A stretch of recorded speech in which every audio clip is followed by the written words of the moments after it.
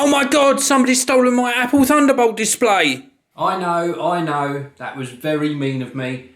It hasn't been stolen. I've been doing some moving around of equipment, and you guys and girls said you like to see me doing things for a change rather than just talking to the camera. So I like to mix it up from time to time. So today you're going to see what's going here. I'm still not going to show you the editing room because that's still being changed. But yes, the Mac Pro and the Thunderbolt display is now in the editing room. And when the editing room's complete, I will share it with you. So I'm going to install a new monitor here that I've got for review, which is going to be connected to the Mac Mini, which is inside the desk. So let's get this done. Okay, let's do this. So it's quite heavy. Actually, it's the base that's heavier than the actual screen. This is it. This is a Philips, what's the model number? 298P4Q, so Philips 298P4Q, and it's a 29-inch ultra-wide P-line screen, and I'm going to be connecting it via DisplayPort to mini DisplayPort. Now some of you just said you'd like to see what I do, so I'm keeping the camera running, and I got absolutely slated when I did the soldering. Let me just sit down a minute before I connect this up. I did the soldering of those two XLR connectors, and I sped up some of the sections so that you didn't have to sit through all of the soldering, and people said no, we want to see it all, we want to see the soldering. So I'm not going to speed this up. You're going to have to just bear with me, and if you don't like the sort of longer video, then you will have to hit that fast forward button. Okay, DisplayPort in. Is that the right way round? Ah, this is the wrong cable I've got here. This is HDMI. I need a DisplayPort to mini DisplayPort. So I am going to actually pause the camera whilst I go and get that, because I want it to, I could try it via HDMI because this has got HDMI inputs as well, but I want to go in via DisplayPort if I can. Okay, I'm back and I have got the other cable, so it's worth searching for, and you can see they're very similar connections. Well, actually they're not, but HDMI this one, and this is DisplayPort full size to mini DisplayPort. So this should now go in. So let's plug this in. There we go, that's more like it. So we're just going to take this round the back of the desk, and then there's a slot in the back of the desk. So we're just going to pull this wire through, like so. And then I also need an audio cable. I'm pretty sure that DisplayPort doesn't carry audio. Come on, bag, open. And something else, I'll tell you just very quickly. I keep sitting down, don't I? But in my search for that cable, the one that I've just plugged in, I found something really interesting. I knew I had it, I just haven't seen it for a long time. It was in a cupboard. And as soon as I've finished setting this monitor up, I'll show you what I found. It is really, really good. But back to the monitor. So we need an audio input, and again this is going in that back slot in the back of the desk. If I can get my hand around there. There we go. It's in that slot as well, and then I've got a power cable already fed through, which is here. Where does this go in? Typical, it goes in all the way at this end. So let's just stretch this across. I could have actually fed these up through here, couldn't I? I think I'll do that, just for it being a little bit neater. One goes up in there, like so. Oh, actually, does it rotate? I think it rotates. Oh, it's come on as well. Let's just take this one out. I'm going to leave the other one at the end. Let's just take this one out and we'll poke this one up through here as well. There we go. So that's it all connected. And the other problem I've got is this base is so big that I don't think it's going to fit on the back end of the desk there. Let's see if it does.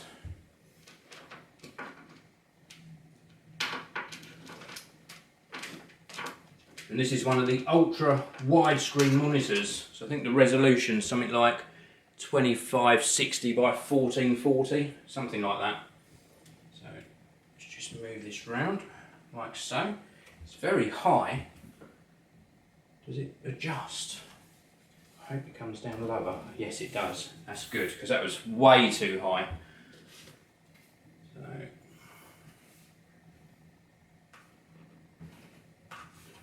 okay, let's just ease this back. And you're going to be thinking to yourself, why don't you just lift it up and put it to the back? Well, about a year or so ago I had double hernia operation, so I have to be careful with how I lift. So let's just poke all of these cables down. We'll sort the cables out later.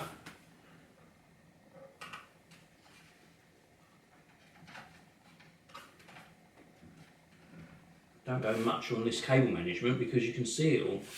But still, there you go. It's almost there. That's as far back as it's going to go. And it does get caught on this, it gets caught on that, but still, we'll sort that out later. Maybe I can just raise up the back. This disc that's on here, maybe I can just put something on just to raise it up. But as it stands, I'm going to have to lift it up and put it into place, which isn't ideal. But that's the best I can do at the moment. Or maybe just move the desk out a little tiny bit, because it's only about a centimetre or two. So now I want to just plug in all of the cables into the Mac Mini. So I'm going to come around this way. And this is the beauty of this desk. I know you can't see it in this video, but if you look at my previous video where I did the desk tour, this desk has got all of this space inside the desk, so I can install things and keep them nice and neat. So I'm going to plug in the display, which is going to go in there, like so. I'm going to plug in the audio. And I already had an audio cable in here which I could have used, but still, got another one now. So that's in there like so. And what else do I need? I need a keyboard, which is going to be my silver one. Where on earth did I put my silver keyboard? So let's just put this back. So I've got this is my trackpad, and we can actually fire it up before I plug the keyboard in. Let's just turn this on, like so. It should give me a display. Where's the controls? Controls are here.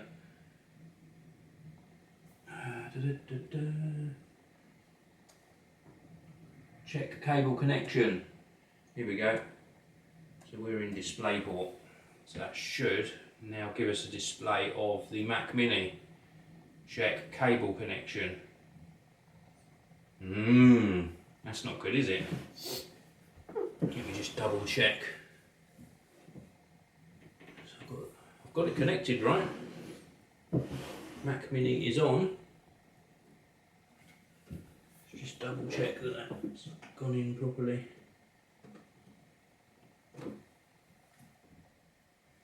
Just says check cable connection.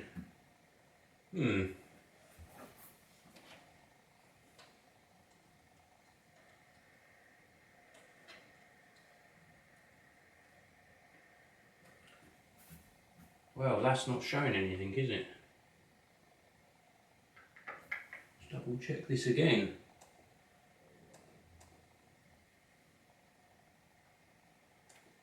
You have to click OK. There we go. So you don't just switch between inputs and it automatically does it. You have to actually click OK. So now I've got to find where I put my other keyboard. Oh, goodness me, it's right behind me here. So let's just turn this on. And actually the Mac Mini hasn't been powered up for a while now, not since I started doing my Mac Pro coverage. so it hasn't been backing up either. So my Crash Plan, I use Crash Plan to back up to the cloud, and that hasn't been backing up for about 3-4 weeks. So it's going to have to catch up on doing that. But let's log in. Ooh. That's not good, is it? So I logged in and it's just gone to a blank screen. So did I catch something when I pushed this closed? Surely not.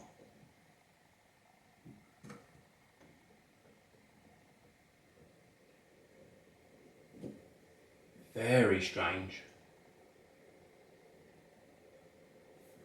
There's no video input. Let's try this again. It's still on display port. There's no video input. Let's turn it off. The old turn it off and back on again. And see what happens this time.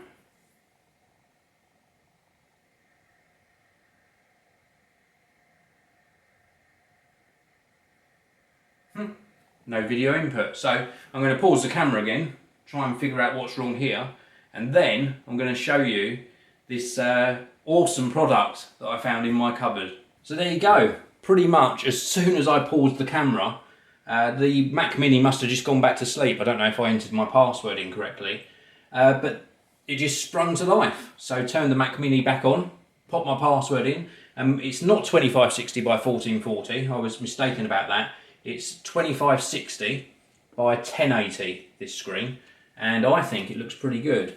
I think it's got a nice design to it, nice clear display. This is at half brightness as well, so it goes very, very bright.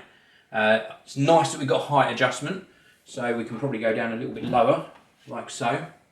No, I want it about there, that's about right. And it just looks really nice, and this is what I envisaged with using this sort of resolution display, is the fact that I've got a full 1080, 1920 by 1080 resolution portion here, and then I can still have my Twitter on the right hand side. So it works very well. I like the way that looks. So anyway, I'm going to show you this product I found now. So you ready? This is it. This is what I found. This is an old PowerBook. I think they call it a Lombard. I think you correct me if I'm wrong. Let me know in the comment section below. I think it's called a PowerBook Lombard, but it's a 400 megahertz processor with 1 megabyte of cache, 64 megabytes of memory. It's got 6 gigabyte hard drive in here, 8 megabytes of video, and a DVD drive in it as well. Now the only shame is that it doesn't actually work, which is a shame. You can see the super drive on that side, and on the back we've got all of the ports. Look, we've got a whole plethora of ports across the back, and for an old laptop that is loads of ports. We've got USB, Ethernet, Firewire, S-Video out, and a 15-pin D-sub connector, and a modem out as well as audio inputs and outputs. I can't believe there's an S-Video output on the back. Oh my goodness. And then on this side we've got a battery, and even though it's an old machine, they still did this indicator. So it's got LED light indicators. You could push the button and see how much charge you got left. This has got no charge in it. And then let's open this up. I just wish this worked. Look at this. This is the keyboard. Let me just see you're getting a good view of this. Look at the keyboard. Wow. And the nice little tiny trackpad. Click button underneath the trackpad, separate to the trackpad of course. Tiny trackpad compared to what we're used to today. And then we've got this sort of bronze coloured keyboard, and then speakers at the top of the keyboard. Very, very cool. And a nice screen. I think it's a 14-inch screen. But as I say, oh, and that's another thing that they changed. Look, so when this is open, the back of the screen, the Apple logo, is in fact upside down. And nowadays, when you look at a laptop or a MacBook or MacBook Pro or MacBook Air, of course, the Apple is facing the right way up. So on the old ones, it was actually facing upside down. I can't believe Apple actually sort of made that design mistake. I think it's purely because when people were carrying it like this, you know, you'd carry it and then obviously the Apple will be up the right way. There's another Apple on the bottom. So really, really cool. But as I say, this doesn't work. So I'm not sure what to do. It did work when we first got it, and I picked it up off eBay, I think, about 6 years ago, 7 years ago. And it did initially work, and then it just stopped working. But I would love to get this up and running again. It's just an awesome look back at one of the early Apple laptops. Not the very earliest, but certainly a very, very old laptop. So it's now quite late on in the afternoon. I've had some lunch. It's still bright sunshine as well. How cool is that? Well, actually not how cool, how warm is that? It's a big, big difference because it warms up the whole house, and the sun just has a really nice effect on your mood. So really nice that spring is definitely here. I'm thinking that we will get away with not having any snow or ice this year. Fingers crossed. You can never tell, but hopefully that's a good sign. Anyway, my day's been really busy. I've finished arranging this area now. It needs a little bit of a tidy up, but it's generally there. And I've been doing a lot of work in the editing room as well. I'll tell you about that in a short while. But basically what I've done to this, since you saw it earlier today, is the back of the desk. I've just pulled that forwards, around about sort of 2 centimetres. And that's allowed me to push the base of that new screen right back. And then it sits just on the edge here of this sort of slot that's in the desk. Now, for those of you who didn't see the studio desk tour, this is the middle section, and this actually pulls out, so you can pull this all the way out, and inside you can see the mishmash of wires, but it doesn't matter because it's hidden. So I've got my power supply in there, I've got a USB hub, I've got a hard drive, I've got the Mac Mini sitting over here. Somebody did say when I showed the studio desk tour that perhaps this wasn't a good idea, putting the Mac Mini in here because of the heat generated. Well, it's quite a cavernous area, and there are slots in the back section there and in the 2 corners, so it doesn't get too warm in there. I do check it from time to time just to make sure. And then of course you push this back into position and everything is hidden away nice and neat, just how I like it. So I'm really pleased with how that's worked out. Now, I want to tell you a little bit more about the editing room, and I know I keep teasing about it, and I know you must get frustrated thinking, just come on, just show us the editing room, but I'm going to wait until it's complete. But late last night, and I mean it was really dark, and I felt so sorry for the delivery men. I know everyone's got a job to do, but they'd started at something like 5 AM, and 14, 15 hours later they're still delivering. They still have one more delivery to do after mine, but they actually delivered my desking, and I'm so pleased with it. Now, I didn't need to install it last night, but I wanted to get it out of the way. I wanted to get it sort of in place so that today I could do the moving around. And I'm just really pleased with how it looks. It is so tactile, and I can't wait to share it with you. I really can't wait. It is so, so nice. Very, very pleased. So today, as you saw, the Thunderbolt display's gone from this area, and the Mac Pro has gone into the editing room as well. I will tell you a little bit about the editing room. So it's obviously got the late 2013 Mac Pro in there, it's got the Apple Thunderbolt display, but it's also got a second display and my old Mac Pro as well, the 2010 quad-core Mac Pro, which I was going to sell, but then I couldn't get a decent price for it. I didn't want to give it away for a ridiculously low price. I reduced it to almost Mac Mini pricing actually, and then I thought, no, I'm going to keep it because I've got a project that I've got coming up, hopefully, which will start in about a month or two's time, and I'll be able to utilise that Mac Pro and use it specifically for that project, and then keep the newer Mac Pro purely for my video work. I know that's not essential that you do that nowadays. One computer can handle lots of different tasks, but I just thought, no, I'll keep it separate, and it'll probably work out better that way, because then if I'm doing something on the other project while I'm processing videos, then I've got the best of both worlds. I haven't got to worry about one affecting the other, or if the system locks up or something, you know. I just thought it was best to keep it separate. So that's it for my day. It's been extremely busy. Milo, our Shih Tzu, thankfully, touch wood, this is real wood down there, he has finally started to look a little bit better.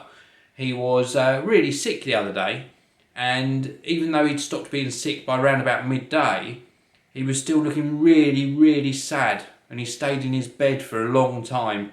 And he just looked very sort of, I can't think of the term, forlorn, is that the right term? But he looked just really sad, and thankfully today he's looking a bit more like himself, so that's really good news.